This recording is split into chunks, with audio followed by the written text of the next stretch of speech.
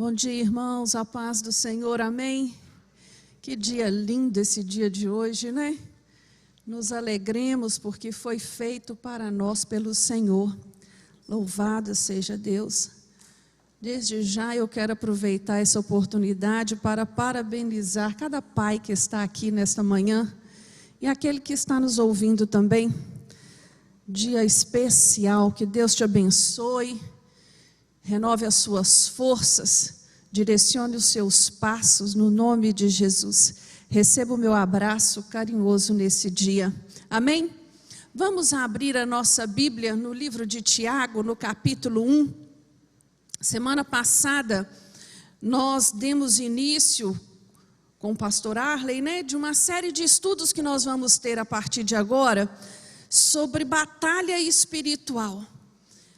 Eu entendo um assunto muito pertinente para o crente e nos dias de hoje mais ainda, e lembrando e trazendo à memória a todo tempo aquilo que nos tem sido ensinado, aquilo que tem nos sido dito, né? Nós devemos ter já de primeira mão como entendimento o alerta que Paulo nos faz lá em Efésios 6, no capítulo 6, no versículo 12, que a nossa luta não é contra carne nem sangue, mas ela é contra o quê? Potestades, principados, hostes da maldade dos lugares celestiais.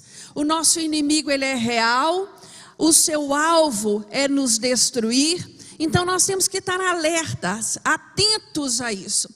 E o assunto de hoje é como vencer as tentações, como obter vitórias sobre as tentações. Então, no livro de Tiago, a partir do versículo 2, a palavra de Deus nos fala assim: meus irmãos, tende por motivo de grande alegria o passardes por provações, sabendo que a prova da vossa fé desenvolve a perseverança.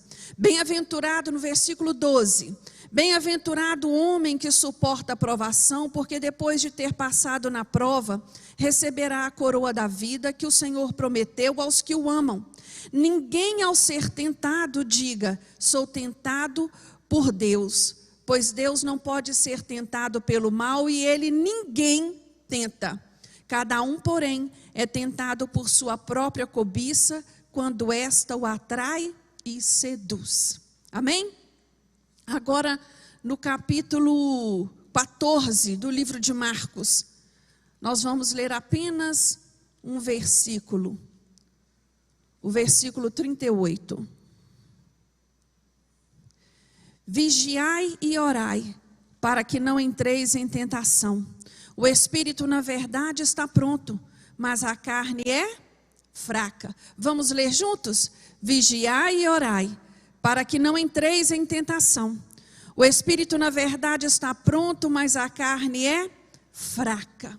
Que o Senhor nos dê entendimento nesta manhã daquilo que Ele quer falar conosco. Irmãos, é interessante nós olharmos, provação e tentação é a mesma palavra no grego, mas o significado é totalmente diferente. E às vezes eu percebo que alguns cristãos confundem o que é provação e o que é tentação. Antes de nós entrarmos de fato, né, como nós podemos vencer as tentações que nos afligem, eu gostaria de deixar isso claro, para que você não se confundisse. Provação, como a própria palavra já nos diz, o significado é qual? Colocar alguém à prova. Para quê? Para que esse se fortaleça. A provação, ela não tem o objetivo de nos derrubar. A tentação, pelo contrário, é um impulso à prática de alguma coisa censurável ou não recomendável. Isso tem que ficar muito claro para nós, porque às vezes nós pensamos que um é tentado, às vezes uma luta que a pessoa está passando, você entende que é tentação. Outra hora, uma tentação que você cedeu a ela, você entende que é provação. E hoje, nessa manhã, nós vamos ficar claro para nós que provação, ela vem de Deus. Provação o Senhor permite para o nosso bem. A tentação, ela existe para o nosso mal. A provação, ela tem como projeto nos fortalecer, nos fazer crescer. A tentação não. A tentação, ela tem como projeto nos derrubar, nos desviar. A provação, ela tem o objetivo de nos tornar parecido com Jesus. E a tentação, ela tem o objetivo de nos tornar parecido com o diabo. Isso tem que ficar claro para nós. Nós lemos aqui no capítulo 14 de Marcos, e lemos no livro de Tiago, que Deus não tenta ninguém. Deus não tenta ninguém porque Ele não pode ser tentado pelo mal. Então a tentação, ela vem do diabo. E ela vem do mundo e vem da carne. Nós temos que ter isso bem claro para nós.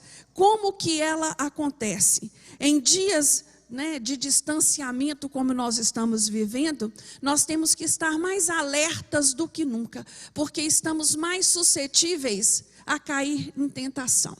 O inimigo da nossa alma, ele nos conhece, ele sabe quais são as nossas fragilidades, ele sabe aquelas áreas que são frágeis da nossa vida. Como diria, né, ele sabe qual é o nosso calcanhar de Aquiles. Ele sabe aonde ele pode nos derrubar. Por isso é necessário fortalecer o nosso espírito. À luz da palavra de Deus, nós entendemos que nós somos tentados pela carne, pelo diabo e pelo mundo. Pela carne, porque apesar de convertidos, nós temos ainda essa natureza pecaminosa que nos atrai e nos seduz. Paulo vai nos dizer lá em Gálatas 5,16: digo, porém, andai no Espírito e não satisfareis os desejos da carne, pois a carne deseja o que é contrário ao Espírito. Se eu alimento mais o meu espírito, se eu fortaleço mais o meu espírito, eu vou resistir melhor às tentações. Nós somos tentados pelo mundo porque o mundo habilmente ele é controlado por quem? Por Satanás. E exerce uma forte pressão em nossos desejos carnais. A Bíblia nos diz em 1 João 2,15: não ameis o mundo nem o que há no mundo. Se alguém ama o mundo, o amor do Pai não está nele. Pois tudo que há no mundo, a cobiça da carne, a cobiça dos olhos e a soberba da vida, não é do Pai, mas do mundo. Ora, o mundo e a sua cobiça passam, mas aquele que faz a vontade de Deus permanece para sempre. Nós somos tentados também por Satanás, porque ele, como nosso inimigo, nosso adversário, o seu principal objetivo, como eu disse agora, é qual? Nos derrubar.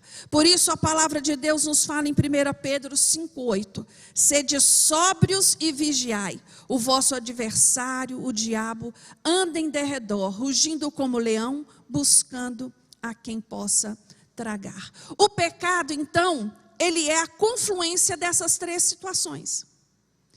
Para você entender melhor essa ilustração da tentação, eu achei essa figurinha o máximo. Esse ratinho, ele está em frente a uma ratoeira. Quando ele olha para aquela comida, ele vê ali o quê? A resposta para as suas orações. Ele vê ali o seu alimento, a sua realização. Enquanto ele mantém os olhos na comida, ele não percebe o que está por trás da comida, que é uma mola escondida, com um poder altamente destruidor, capaz de matá-lo. É assim que Satanás faz conosco. Quando ele quer nos manter ignorantes a respeito das consequências das tentações. Quando nós olhamos para o queijinho, à primeira vista parece o quê? Prazeroso. À primeira vista parece prazeroso. À primeira vista parece que é a resposta que nós estávamos precisando. Não é? Ele vai trabalhando ali e vai te seduzindo, vai te atraindo. Ali você vê que esse ratinho, ele está de capacete, ele pode até conhecer aquela armadilha, aquela ratoeira. Ele colocou um capacete e ele deve pensar assim: eu sou capaz, eu sou veloz, eu estou protegido. Muitas vezes somos nós assim diante da tentação. Nós pensamos: não, eu sou forte, eu dou conta. Não, isso aí não me derruba não. E é isso que Satanás deseja, que você esteja ignorante a respeito dos acontecimentos pós você se entregar à tentação. Porque ali o queijinho, ele é apenas o quê? Uma isca. Uma isca. O que Satanás deseja mesmo é a sua morte, literal e espiritual. Não se engane. Toda tentação, ela está aí te rodeando por isso. Você se sente seduzido, você se sente atraído e você pensa assim: ah, mas isso não tem problema. Isso é uma coisa pequenininha, é só um pedacinho de queijo que eu quero. Nós temos que tomar muito cuidado, porque as circunstâncias, as consequências, elas estão bem escondidas. Elas estão escondidas. É depois que você cai, é que elas aparecem. E nós precisamos também entender quais são os aspectos da tentação. Como foi dito, a primeiro momento ela é atraente. Ao primeiro momento, à primeira vista, ela é sedutora. A tentação, ela aparentemente, ela nos oferece tudo aquilo que é bom. Mas por trás da intenção é nos afastar de Deus. Todas as vezes que cedemos à tentação, o lugar mais longe que nós vamos é para onde? Longe de Deus. Longe de Deus. O que envolve a tentação, o que embrulha a tentação é o prazer. Mas o que está lá dentro, o conteúdo, é pecado. É pecado. A tentação, ela oferece liberdade no primeiro momento. Ela quer dizer para você, você é livre. Mas na verdade ela te enjaula, numa jaula de medo, de culpa e de remorso. No primeiro momento ela te oferece prazer. Mas logo em seguida você vai experimentar o desgosto de ter ido por esse caminho. Nós temos que estar muito vigilantes, porque a tentação, ela tem um alvo de tirar a nossa paz, a tranquilidade da nossa consciência, de nos isolar das pessoas que nos querem bem. É isso que a tentação faz.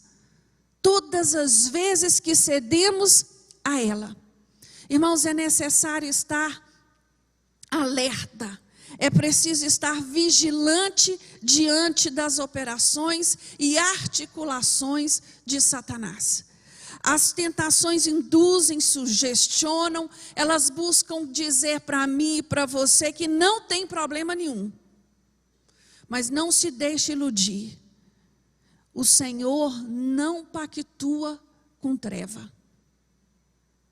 Deus não está, onde está o pecado, Deus não está. Tome muito cuidado. Segundo Coríntios 2, Paulo vai nos dizer assim: não ignoremos os ardis de Satanás. Tome cuidado. Esteja atento, esteja vigilante. Nós não podemos fazer de conta que ele não exista. Não é aqui ficar falando de diabo sem parar, mas ele é o nosso inimigo, sim, e nós temos que ter entendimento disso. Nós temos que ter entendimento disso. Nós temos que ter cuidado com o nosso corpo físico, porque as tentações, elas despertam e estimulam deleites aonde? Na carne. Elas estimulam os nossos desejos mais secretos. Esses que a gente não conta para ninguém. E eles estão ali escondidinhos, esperando uma oportunidade.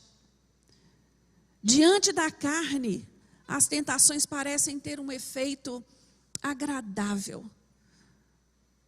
O crente precisa se lembrar continuamente de mortificar a carne. De mortificar a carne. Colossenses 3:5 nos diz assim: fazei, pois, morrer a vossa natureza terrena, a prostituição, a impureza, a paixão, o vil desejo e a avareza, que é a idolatria. O nosso corpo, irmãos, é templo do Espírito Santo. Ele é templo do Espírito Santo. O crente, ele tem que ter um entendimento. O pecado na vida dele é acidente. O pecado na vida do crente tem que ser acidente, não tem que ser algo habitual, algo de rotina. E Paulo, ele vai nos recomendar a estar cheio de Deus, com a nossa mente ocupada com as coisas de Deus, com as coisas que vêm do alto. Filipenses 4 fala muito bem sobre isso. Ele fala assim: aquilo que é puro, aquilo que é verdadeiro, aquilo que é honesto, aquilo que é amável, aquilo que é de boa fama, se há algum bom nisso, alguma glória nisso, honra nisso, enchei a sua mente disso.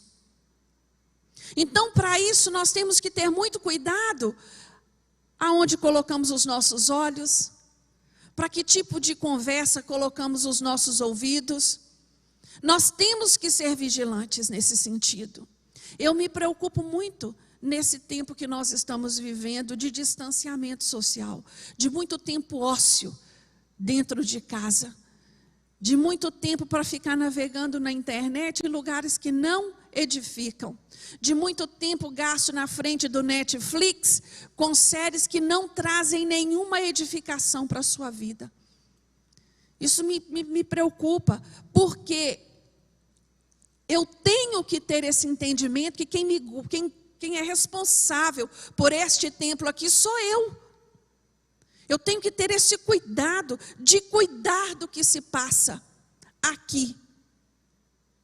Nesse distanciamento social, o que mais se ouve são pessoas com problemas emocionais. Muitas vezes, por quê? Porque não têm conseguido guardar a mente. A palavra de Deus nos fala lá em Provérbios 23:7, porque como imaginou na sua alma, assim é. Isso deixa claro para nós o quanto os nossos pensamentos, o quanto a maneira como a nossa mente funciona, como ela trabalha, determina as minhas decisões e as minhas ações. O como é importante eu ter a minha mente cheia de Deus, cheia da palavra de Deus, para que eu possa tomar as decisões certas, fazer as escolhas corretas de acordo com a palavra. De acordo com a palavra. É na nossa mente que se origina a decisão de servir ou não a Deus, de obedecer ou não a sua palavra. É na nossa mente. É na nossa mente que está a decisão de mentir ou dizer a verdade. É na nossa mente que está a decisão de ser um crente cheio do Espírito Santo ou ser um crente medíocre. É a minha escolha, é a minha decisão. A nossa mente, ela é um campo de batalha. E aqui são determinadas as nossas derrotas e as nossas vitórias. Tudo passa pela maneira como eu vou processar, como eu vou direcionar aquilo que está aqui. Aquilo que se passa aqui. O crente maduro, ele tem que ser apto a identificar os pensamentos que têm passado na mente dele. Ele tem que ser apto. Muito cristão está pensando nesse momento assim: eu não estou dando conta desse distanciamento, eu não estou dando conta desses problemas, eu não estou dando conta do que está acontecendo. Quer saber uma coisa? Vou chutar o balde. Vou chutar o balde. Porque a mente dele está processando e olhando só o problema. Como nós lemos aqui, o Felipe leu no início do culto. Eu amo esse capítulo 6 de Hebreus, quando fala que o Senhor, a nossa esperança, é a âncora da nossa alma. O cristão que está esperançado no Senhor, ele está firmado. ele não fica indo para um lado e para o outro. Ele está ancorado ali, na certeza de que o seu Criador vive e que na hora certa ele vai responder. Que na hora certa a vitória chega. Nós temos que ter esse entendimento. Quando nós olhamos para a Bíblia, tentação é uma coisa tão séria, irmãos. Quando nós olhamos para a Bíblia, nós vemos uma série de homens que não resistiram à tentação e o resultado para a maioria deles foi morte.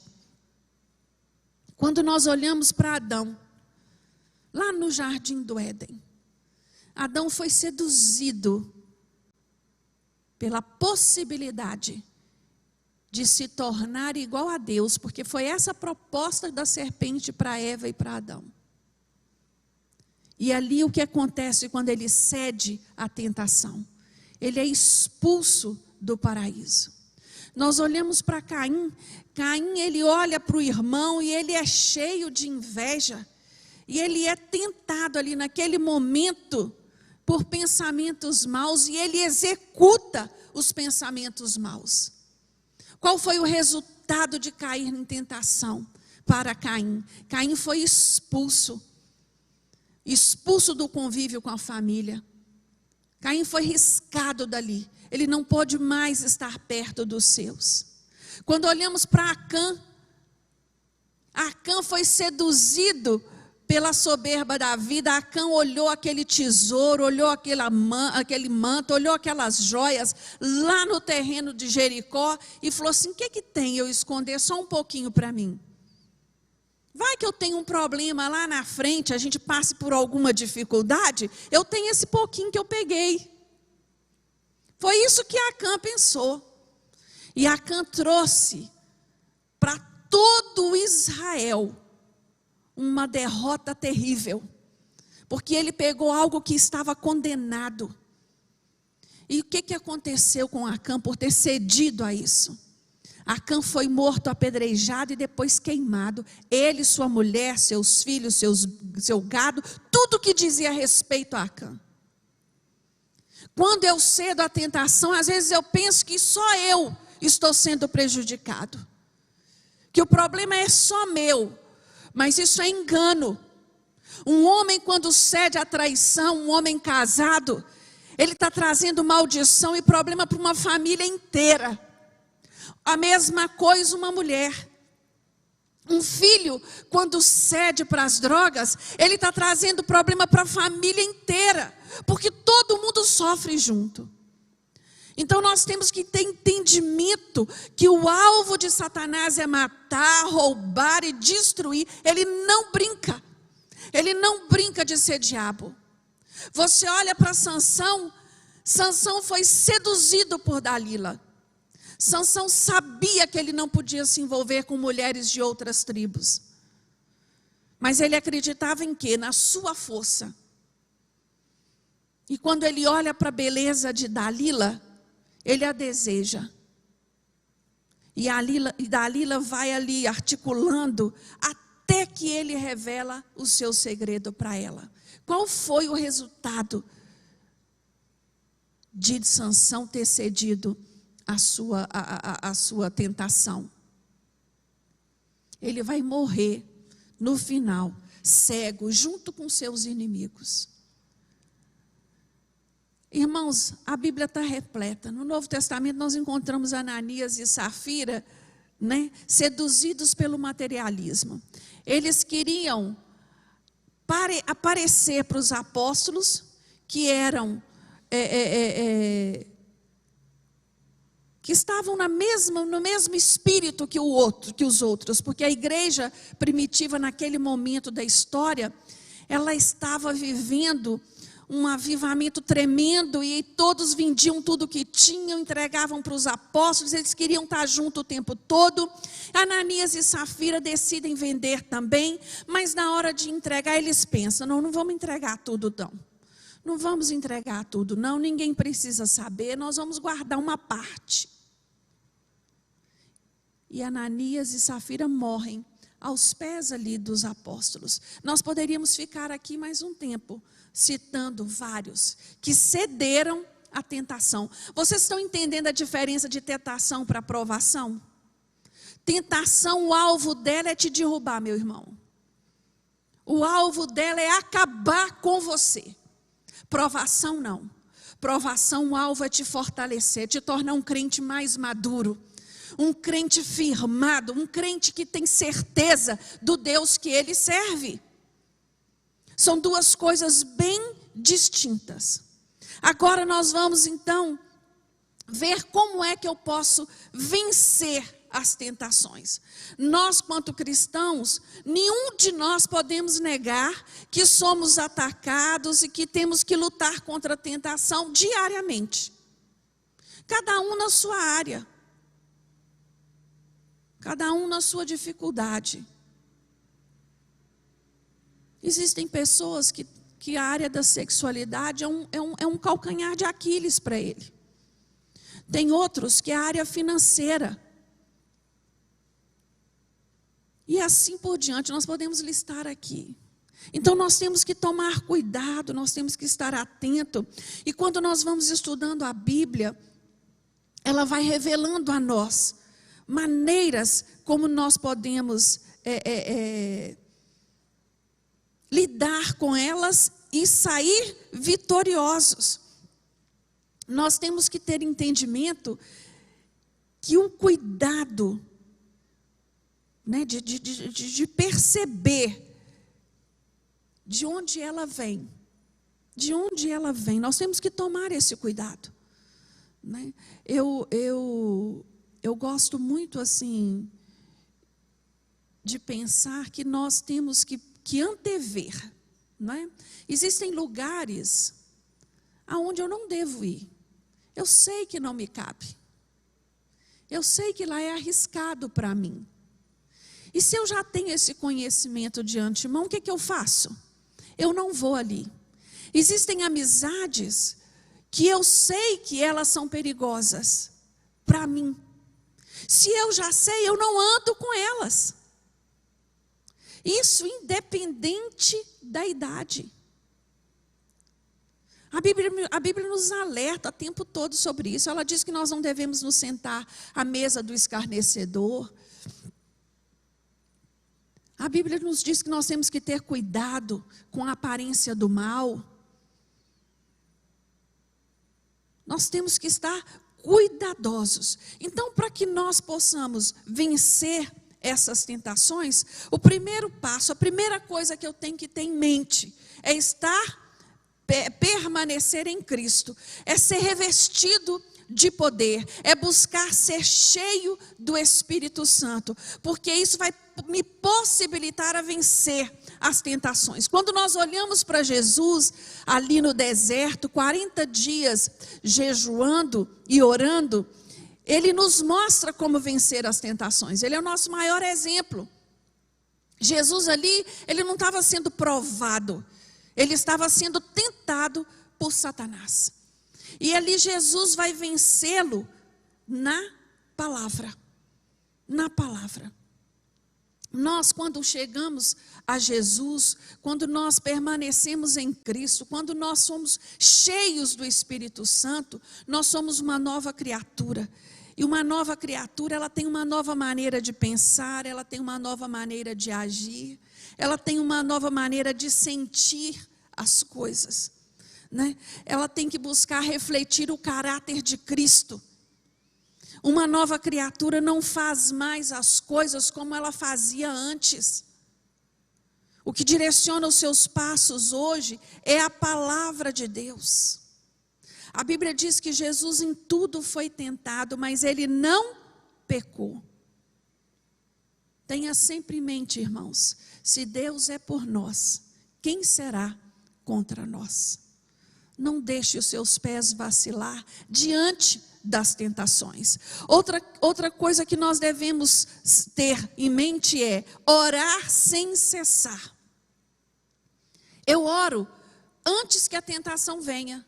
Eu oro para estar em alerta. Eu oro para ser capaz o suficiente de perceber aonde os problemas estão. E para que eu possa evitá-lo. Para que eu possa evitá-lo, eu tenho que orar. Quando nós olhamos para a palavra de Deus, eu gosto demais desse exemplo de Daniel. Daniel, quando chega na Babilônia, Daniel pensou: eu tenho que tomar uma atitude. Eu não posso me contaminar com as coisas deste lugar, porque senão eu vou me perder muito rápido. Eu vou esquecer quem eu sou muito rápido. Vocês acham que quando Daniel chegou na Babilônia, não era tentador todos os prazeres que aquele reino oferecia? Claro que era, principalmente para um jovem.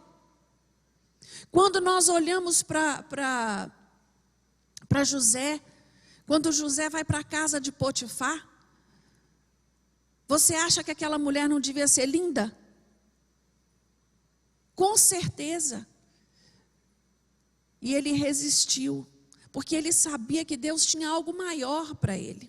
Nós temos que tomar cuidado, irmãos, nas nossas decisões. E uma vida de oração nos permite isso. Porque quanto mais eu oro, quanto mais eu tenho intimidade com Deus, mais alerta está o meu espírito para os ardis de Satanás. Mais alerta está o meu espírito. Eu preciso utilizar com propriedade a palavra de Deus. Eu preciso conhecer o que está aqui para a minha vida. Jesus ali no deserto, enfraquecido, como ele estava, como podemos imaginar, depois de 40 dias de jejum, ele espiritualmente ele estava fortalecido. E Satanás foi o sediando e foi oferecendo para ele tantas coisas. Mas ele venceu a cada uma daquelas tentações, de que forma? Na palavra. Na palavra. Conhecer a palavra de Deus, saber utilizar a palavra de Deus, é um fator primordial na batalha espiritual contra as tentações. Às vezes nós vemos cristãos que vivem aquela vidinha oscilante. Um dia está bem, outro dia está mal. Um dia está cheio, outro dia está vazio. Um dia está muito alegre de estar na igreja, outro dia já não sabe mais. Falta de alicerce na palavra. Conhecer a palavra de Deus. Ser alimentado pela palavra de Deus. Conhecer a palavra de Deus, irmãos, passa pelo viés de estudar, de ler, de examinar, de meditar, de memorizar, de aplicar, de praticar, de obedecer. Conhecer a palavra de Deus não é só eu saber o que está escrito. É eu ter entendimento da aplicação do que está escrito para a minha vida. Para a minha vida. O cristão, ele tem que agir com rapidez. Nós somos tentados de toda forma, a todo tempo. Isso já ficou claro para nós. Mas ninguém pense que as tentações elas terminam, que elas passam, que uma hora o diabo vai desistir de uma área, que ele vai ver que você se fortaleceu, mas vão surgir outras com o mesmo intuito de te atrair, né? De te atrair, de te chamar a atenção, né? Nós temos que tomar muito cuidado com o nosso ego, com a nossa vaidade, né? Porque elas são ciladas que ele vai colocando para nos atrair. E evitar, irmãos, o pecado a todo custo é ter cuidado com as atitudes pecaminosas, é ter cuidado com as palavras, é ter cuidado em não ter comunhão com o mal. Não ter comunhão com o mal. Se eu sei que certos lugares, certas pessoas, certos ambientes não agregam valor nenhum, não edificam o nome de Deus, ali não me cabe. Ali não me cabe. Nós temos que ter essa convicção, e para isso eu preciso conhecer a palavra de Deus, porque senão fica tudo parecido normal. Normal. Um dia desse, essa semana mesmo, nós estávamos, eu e a Viva, assistindo o depoimento de um pastor, ele falando a diferença do crente que era antigamente e do crente que é hoje. Quando o crente convertia antigamente, do crente que converte hoje. Tudo bem, deixando os excessos à parte, mas hoje muita coisa tem acontecido por falta de nós nos posicionarmos quanto crente. Nos posicionarmos, seja no trabalho, seja na escola, seja em família, seja onde for.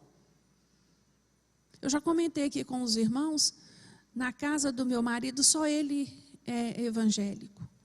E antes dele converter, era só eu. Quando eu chegava para o almoço em família, eu lembro disso direitinho. O pessoal falava assim, vamos mudar de conversa, que a Jaqueline não gosta desse assunto. E eu gostava muito de ouvir isso, porque estava claro para eles que eu não estava ali para emprestar o meu ouvido para conversa fiada. Não estava ali para poder ficar ouvindo bobagem, asneira.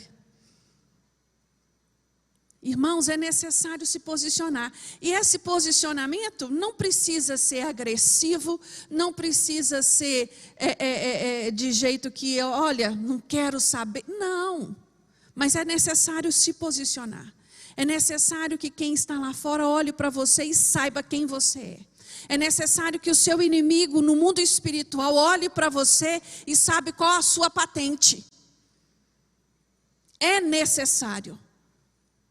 Nós não podemos brincar nesse mundo que nós estamos aí, decaído, de ser crente. Nós temos que ter firmeza quanto a isso. E agir rápido. E agir rápido. Tem às vezes, vai acontecer de chegarmos a determinados lugares, pensando que vai ser uma coisa, quando você chega lá é outra. Isso já aconteceu com você? Comigo já.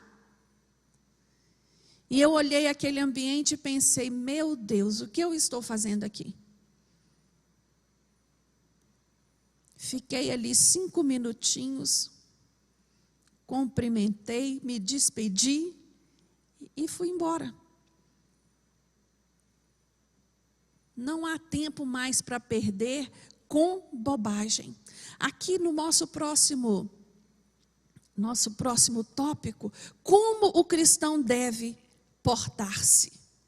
O comportamento é isso. O comportamento é esse estilo de vida, é a conduta, é a postura. É como eu ando. A pessoa tem que olhar para você e saber assim, olha, fulano não gosta desse tipo de conversa que fica falando mal da vida dos outros. Fulano não gosta desse tipo de conversa de piada indecorosa. Fulano não gosta dessas brincadeiras com mulher quando passa na rua. Isso é posicionamento. Isso é estilo, é postura de vida. Isso é um andar diário. Isso não é algo de vez em quando eu vou fazer. Quando eu lembrar, não. Isso tem que ser uma prática, tem que ser o seu hábito. E é isso que vai te levar a uma caminhada de vitória. É isso que vai te levar à felicidade. Tem muito crente fracassado aí porque tem brincado com tentação, tem brincado com pecado, tem achado normal certas coisas que não cabem na vida dele. Esse proceder, esse portar, ele tem que ser muito claro para nós. E existem maneiras do cristão se portar a fim de que ele resista mais e evite mais as tentações. A primeira delas é um andar prudente. É um andar prudente. Como nós devemos ser prudentes? Provérbios 9:10 nos diz assim: eu vos envio como ovelhas entre os lobos. Portanto, não minto, Provérbios 9:10. O temor do Senhor é o princípio da sabedoria. O conhecimento do santo é prudência. Mateus 10:16 que diz que nós devemos ser prudentes como as serpentes e simples como os pombos. Prudência significa sabedoria, cuidado, sensibilidade com aquilo que está se passando à sua volta. Não é estar desatento. A tentação, ela busca atingir várias áreas da nossa vida. É preciso sim um andar prudente. Uma das artimanhas de Satanás é fazer com que o crente se porte, né, como descrente. Como descrente. Para agradar a turma de amigos, eu vou rir das mesmas piadas, eu vou conversar sobre os mesmos assuntos, eu vou sentar à mesa, eu vou fazer parte, eu vou tomar uma cervejinha, eu vou tomar um vinhozinho, eu vou estar ali, nós estamos só nos alegrando e compartilhando daquilo ali. Então, eu vou agir como um descrente, eu vou participar, né, das ações que desagradam a Deus. Eu vou participar das ações que eu acho que para Deus não tem importância nenhuma. Não tem nenhum valor, que é natural. Afinal de contas, não fiz mal a ninguém. Não é essa desculpa que a gente sempre carrega? Não fiz mal para ninguém, né? Eu preciso andar prudente, eu preciso ter um andar honesto. Todo cristão tem que ter um alto padrão de conduta moral. Todo cristão tem que ter isso em mente. Você não vê ninguém falar assim: olha aquele católico caluniador, olha aquele espírita mentiroso, olha aquele macumbeiro, sei lá, né? Tantas outras. Você não ouve, mas você vai ouvir falar assim: ué, mas ele não é crente? Ele não diz que é crente? Todo cristão, ele tem que ter um andar honesto diante das pessoas, diante da vida. E quem nos capacita a isso, irmãos, é Jesus. É Jesus que nos capacita a esse andar honesto. Ele é o nosso modelo principal. É para Ele que nós olhamos. É para Ele que é nele que nós nos espelhamos. Como eu vou fazer, como eu vou agir em determinadas situações. Todas as vezes que eu me encontro numa situação um pouco mais difícil, que eu não tenho uma resposta imediata, na mesma hora eu paro para pensar assim: o que Jesus faria diante dessa situação? E vou à Bíblia, e vou ler na Bíblia, e vou buscar na Bíblia a resposta. O que o Senhor faria diante dessa situação? Irmãos, andar honestamente não diz respeito só a não roubar, né? Não significa roubar ou subtrair nada de ninguém.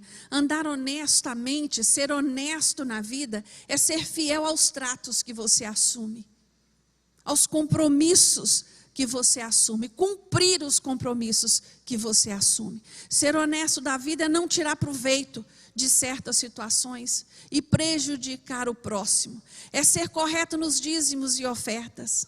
Andar honestamente é falar a verdade. Ser honesto é ser honrado, é ser íntegro, é ser digno. Isso é ser honesto. É ser uma pessoa decente. É uma pessoa onde o sim é sim e o não é não. É esse andar que nos livra de muitas tentações. A Bíblia também nos diz que eu devo andar ordenadamente. Andar ordenadamente é algo muito específico, porque antes de eu conhecer a Cristo, antes de eu aceitar Jesus como meu Salvador, muitos viviam uma vida desordenada, de hábitos e práticas que desagradavam a Deus. Então é necessário colocar a casa em ordem, é necessário se organizar, é necessário ter uma vida adequada ao padrão de Cristo.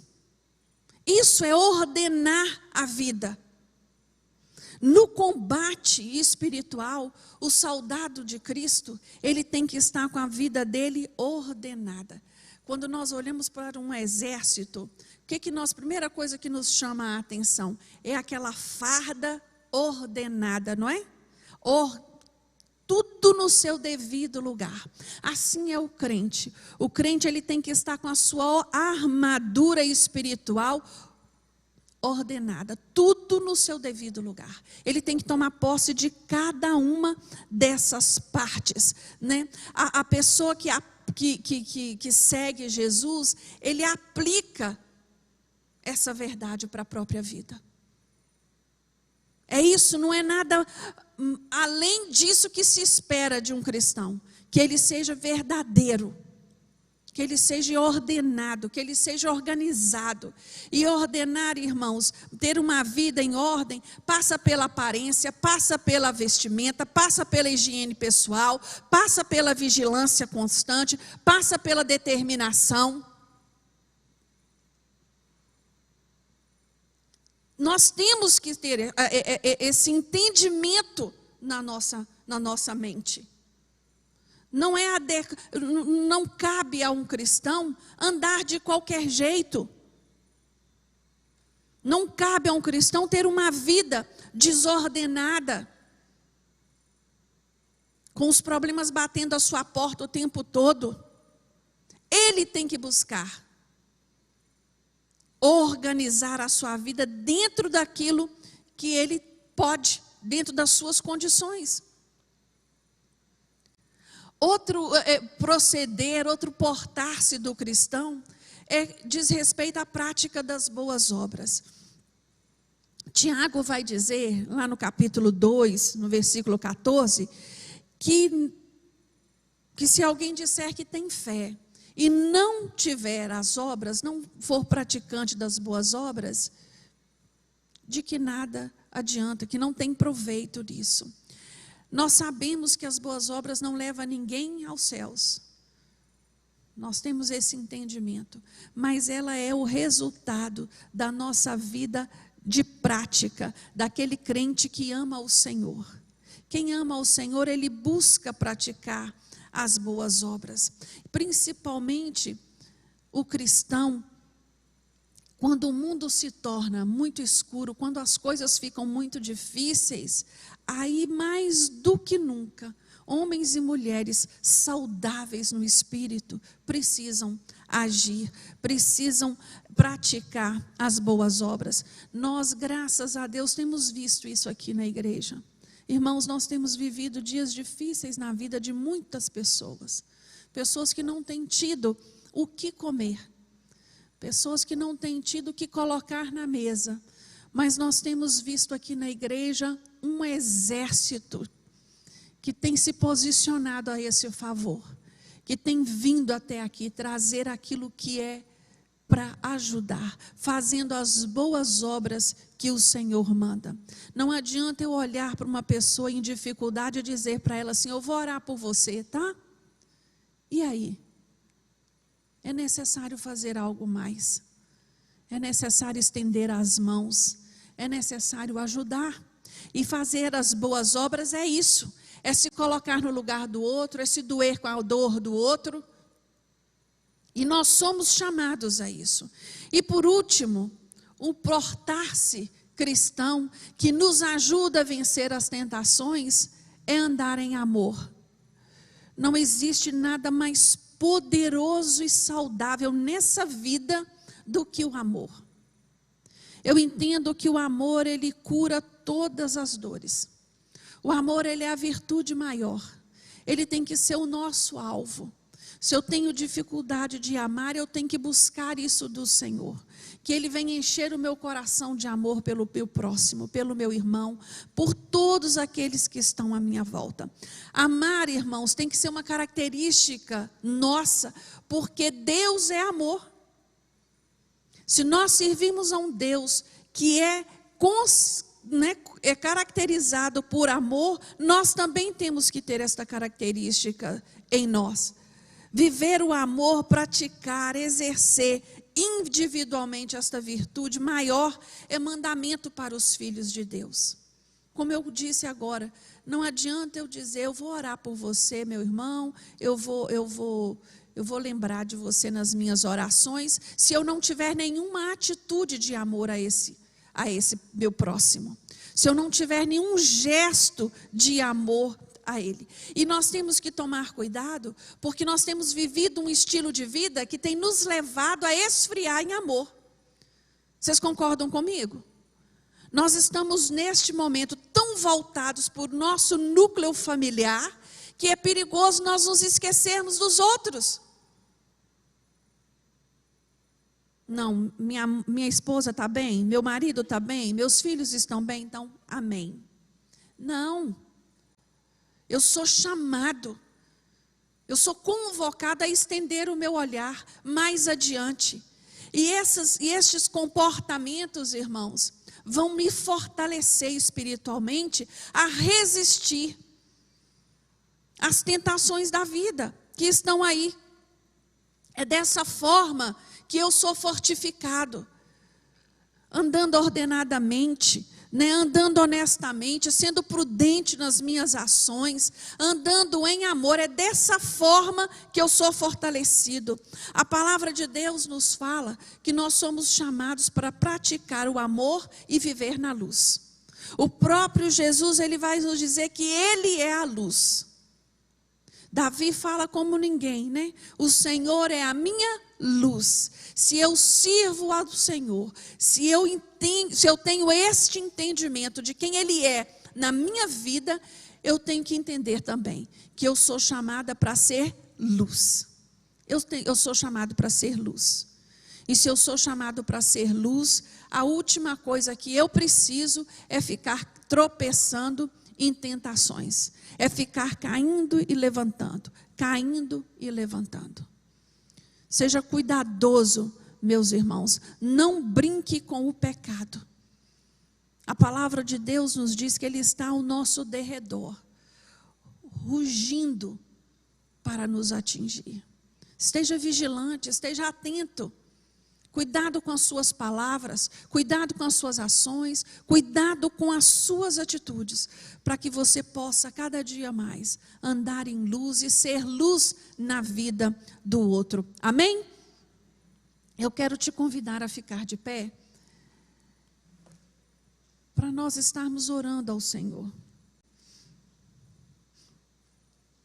agradecendo a Ele por esse tempo aqui na casa dEle. Eu sou muito grata a Deus porque tem nos dado saúde, né? Hoje um dia tão lindo, tão maravilhoso, e onde nós estamos aqui, na casa de Deus. Quantas famílias estão aqui louvando e agradecendo a Deus pela vida do pai, né, da sua casa. Isso é bênção demais. Feche os seus olhos agora. E fale com o Senhor. Senhor, me ajuda a ser forte. Me reveste, Senhor. Senhor, meu Deus, nesta manhã eu quero te agradecer, Deus, de todo o meu coração, pelo privilégio de estar na tua casa. Eu sei que muitas pessoas gostariam de estar aqui, mas não podem. E o Senhor me deu essa oportunidade, e deu essa oportunidade a cada um dos meus irmãos que aqui se encontram. Meu Deus, obrigado pela tua palavra. Obrigado, Deus, porque eu sei que todas as vezes que o Senhor traz certos assuntos à tona na sua casa, é para prevenir os teus filhos, é para fortalecer, é para dar conhecimento, entendimento no proceder, na melhor maneira de agir diante das situações. Por isso, meu Deus, eu lhe peço nesta manhã, nos fortaleça, Senhor. Ó Espírito Santo de Deus, nos capacita mais uma vez, sê conosco, nos reveste do teu poder e da tua graça neste dia, toma-nos pelas tuas mãos, direciona os nossos passos, meu Deus, livra-nos das tentações, nos ajuda, Senhor, a discernir aquilo que está à nossa frente, que em nenhum momento, Senhor, venhamos trocar a nossa paz, a nossa alegria por qualquer prato de lentilha. Ah, Deus, nos dê sabedoria, nos dê domínio próprio e principalmente entendimento do teu querer para a nossa vida. Abençoa, Senhor, cada um dos teus filhos que está aqui, cada uma das famílias que estão nos ouvindo nesta manhã. Vai de encontro ao coração de cada um deles nesta hora. Enche, Senhor, cada lar da tua presença maravilhosa. É o que nós te pedimos no nome de Jesus e te agradecemos. Amém. Deus abençoe sua vida.